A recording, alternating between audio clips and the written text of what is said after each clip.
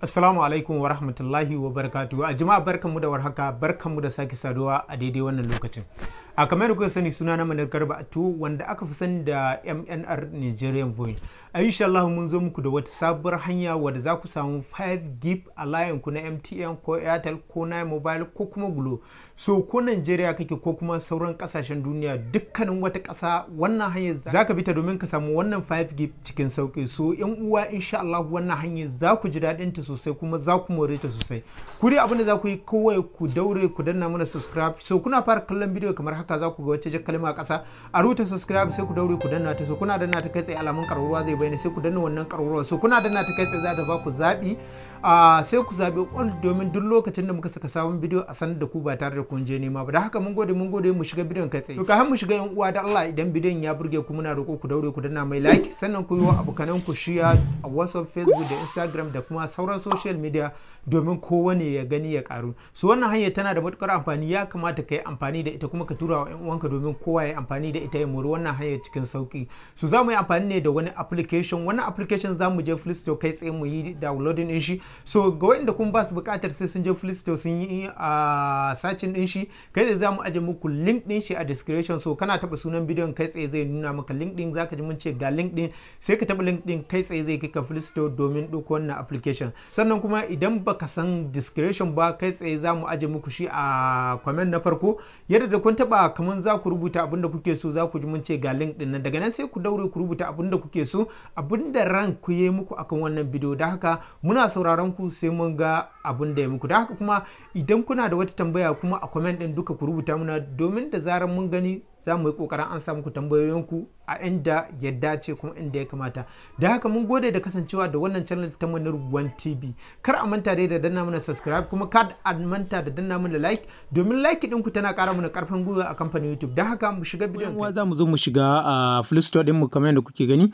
Za mu nemo application din mu na Play Store kai tsaye sai mu shiga. Bayan mun shiga sai mu yi searching din wannan application din da za mu yi amfani da shi. Dan haka kai tsaye sai mu zo nan sama gurin searching kamar yadda kuke gani ga nan searching for app and game sai mu taba shi. So muna taba shi kai tsaye za mu zo mu rubuta sunan application din kamar haka sai mu rubuta so kamar yadda kuke gani ga nan Idos Tunnel sai kai tsaye sai mu taba searching.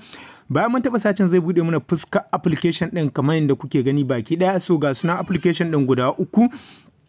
So idan kun kula ga sunan application din kamar yadda kuke gani ga na farko ga na biyu, dan haka wayannan biyu din kawai da ya isa mu yi amfani da su kamar yadda kuke gani.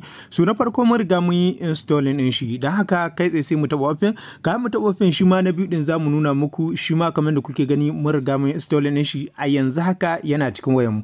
Dan haka kai tsaye sai mu zo mu shiga application din. So muna shiga application din zamu yi abin da muke so mu yi ku gani. So kamar yadda kuke gani zamu zo mu nemo application din. So muna nemo application din kamar yadda kuke gani ga application din guda biyu. So za mu taba wannan pro din, wannan na farko so shine Idos Tunnel Pro. Dan haka sai mu taba shi. So muna taba shi zamu jira bude muna wannan fuskar. Bayan ya bude muna wannan fuskar zai nemi cin mu ba application din dama. Da haka sai mu zo mu taba allow. So muna taba allow zai wuce da mu direct. Da haka kai tsaye zai nuna muna wannan fuskar. Bayan ya nuna muna wannan fuskar sai mu zo mu taba okay kamar yadda kuke gani. So muna taba okay kai tsaye zaka ga duka yayi downloading din bayanan da suke kan wannan application. Da haka kai tsaye sai mu zo mu taba wannan na farko kamar yadda kuke gani ga nan first time server. So sai mu taba shi. So muna taba shi kai tsaye zai bude muna wa'annan bayanai ga sunan gabaki ɗaya za ku ga bayanan ƙasashe daban-daban. Da haka idan muna so mu yi amfani da na data ɗin mu na Najeriya kamar da kuke gani ga sunan wannan 50 data wannan 60. Da haka ba shine za mu yi amfani da shi ba sai mu yo ƙasa gabaki ɗaya za ku ga inda aka rubuta all country. So kamar da kuke gani za mu yo ƙasa za mu zo ƙasa baki ɗaya. Za mu zo ƙasa ga baki ɗaya kamar da kuke gani. Yawwa kamar da kuke gani gashi nan all country free UDP ga hanan WS PR1. So kamar da kuke ni za mu zo mu taba shi. So muna taba shi kai tsaye za ka ga ya dawo fuskar wayan mu kamar da kuke gani. Da haka sai mu zo mu taba nan gurin da kuka rubuta direct. Da haka muna taba shi kai tsaye shi ma zai bude muna wannan fuskar, yana bude muna wannan fuskar kamar da kuke gani. Sai nan ku zo ku zabi kasar ku. So nan za mu zo mu zabi kasar mu kamar da kuke gani.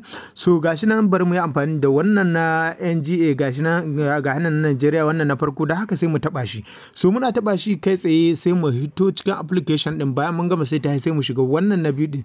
So muna shiga wannan na biyu shi ma zai bude mana wannan fuskar kamar yadda kuke gani. So wannan fuskar zai bude muna, yana bude muna wannan fuskar sai mu taba wannan arrow da kuke gani ga sanan, dan haka muna taba su kamar haka sai mu fito application din mu minimizing. Bayan mu minimizing sai mu koma wannan application na farko. So muna koma wannan application na farko kamar yadda kuke gani shine wanda muka saita komai da komai gashi nan all country free UDP gashi nan. So kamar nan mun zabi kasar mu, nan gurin gashi nan mun zabi NGA bi ma'ana mun zabi Nigeria, nan kuma sama mun zabi all country. So sai mu zo mu taba start kamar yadda kuke gani gashi nan gurin start sama din nan, da haka sai mu taba shi. So muna taba shi okay, kamar yadda kuke gani gashi nan sun ce muna amfani da wani VPN, da haka sai mu zo mu kashe wancan VPN, da haka muna amfani da wannan ne, da haka sai mu zo mu kashe shi. Muna kashe shi kamar yadda kuke gani, mu yi cancel din shi sai mu dawo mu shiga wannan application din, da haka kai tsaye muna dawo sai mu shiga application din kamar yadda kuke gani.